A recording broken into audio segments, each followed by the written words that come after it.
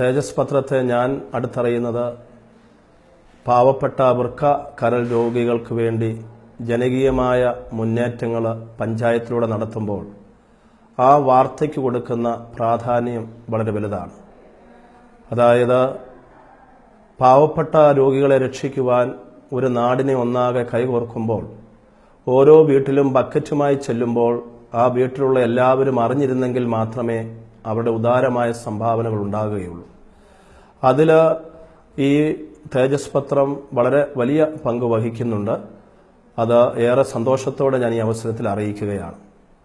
സാധാരണ നമ്മൾ പത്രങ്ങളെക്കുറിച്ചോ അല്ലെ മാധ്യമങ്ങളെക്കുറിച്ച് പറയുക ശബ്ദമില്ലാത്തവരുടെ ശബ്ദം എന്നുള്ളതാണ്.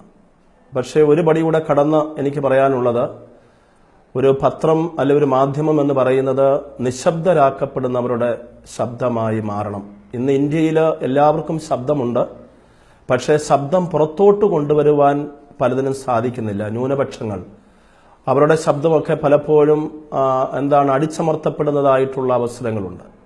അവിടെയൊക്കെ തേജസ് പോലുള്ള പത്രങ്ങൾ നിശബ്ദമാക്കപ്പെടുന്നവരുടെ ശബ്ദം പുറത്തു കൊണ്ടുവരുവാൻ സാധിക്കുകയാണെങ്കിൽ അതിനുള്ള ഒരു വലിയ മുന്നേറ്റം ഈ രംഗത്തുണ്ടാകണമെന്നുള്ളതാണ് എൻ്റെ ഒരു അനുഭവത്തിൽ നിന്ന് എനിക്ക് പറയാനുള്ളത്.